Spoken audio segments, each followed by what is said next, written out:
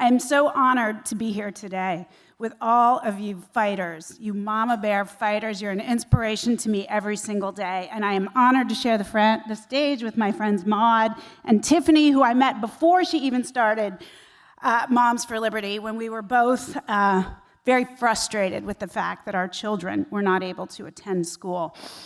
And Tulsi, of course. Tulsi, Maud and I have quite a bit in common, though our lives look very different from the outside. Here's the thing. All of us put principle over party. We all left the left because we put principle over party. I thought everyone did that. I was wrong.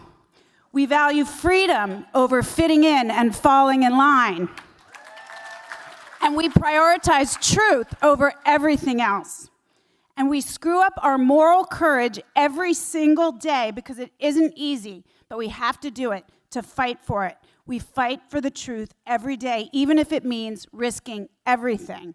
And many of us have lost a lot. We'll talk about that. Most people would rather stand, now I feel like I'm not, am I on? Most people would rather stand safely with the crowd than stand apart and do the right thing. I don't think I knew that until COVID. Everyone thinks they stand up and do the right thing. Everyone thinks they're good trouble.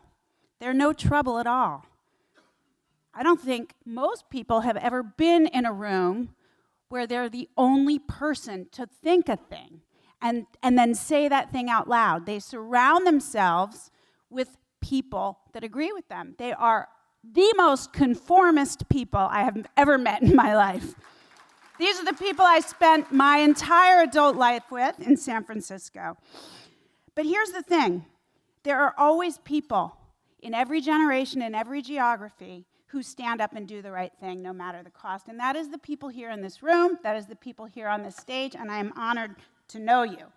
That said, we all need a little inspiration sometimes because it is very difficult. It is not easy to stand up and do the right thing and stand apart from your community. It's hard to lose friends and colleagues and jobs. It's not easy. I warn people when they come to me and ask me, I'm going to do this thing, and I tell them what Maud said, you have to say it out loud. I'll be right there with you. There will be people with you, but there will be people who turn on you, and it won't be easy. So screw up your courage. You need to do it, but be ready. Let me tell you a little bit about myself. I was an elite gymnast as a child. Some of you may know that. I endured unimaginable physical and emotional abuse in the sport. This was in the 80s. It hasn't changed that much, despite what the Federation might tell you. Physical and emotional abuse was the norm, not just at the elite level, at every level. I was lucky to evade sexual abuse, but I was surrounded by it. I traveled around the world with the national team coach at the time. I was told by my coaches and members of the Federation, just avoid him. Don't be alone with him. He's a respected male coach. He's a respected coach. He coached the 1984 winning Olympic team. Just avoid him. Don't let him in your room. So that's what I did. That was normal. You weren't supposed to say things about respected coaches. But beyond that, I was weighed in twice a day, told to lose 2 pounds by any means necessary. I had 2% body fat. My weight was announced on the loudspeaker every day. Jen gained 1/4 pound. I don't coach fat gymnasts. You're an embarrassment. This is how I grew up. I trained on a broken ankle for 2 years. A doctor came and shot me up with cortisone every 6 weeks, no parental consent. He marched in with his little black bag, and that's what he did. I left the sport in 1988, 2 months before the Olympic trials. I was broken physically and emotionally, and it took me 20 years to build myself back up again. The way that I did that was I wrote a book. My first book called Chalked Up. I got it all out there. I was not prepared. This was 2008. I didn't know about social media and the dragging I was going to get. It came. They came for me, my teammates, the coaching community, the Federation, the U.S. Olympic Committee. And you know what? It strengthened my resolve. The more they came for me, the more I knew they were hiding. Why did I do it? Why didn't I allow myself to be silenced? I didn't want another child to go through what I had gone through. And I knew that that is exactly what was happening in the sport. I was redeemed 10 years later when Larry Nassar was arrested. Do you guys know who that is?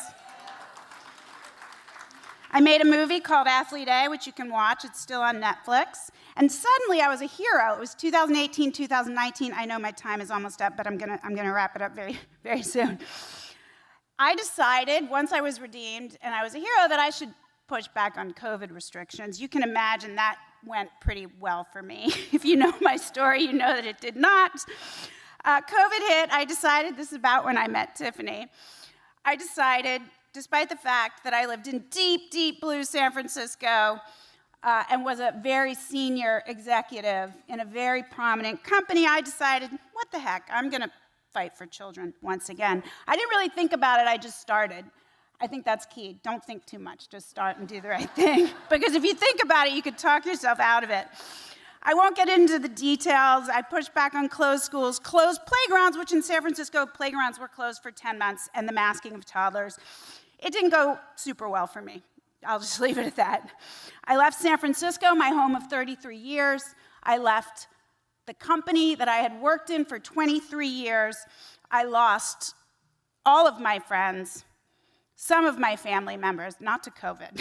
I didn't lose them. I lost them as being in my life because I got on a plane in 2020 and took my kids to Disney World.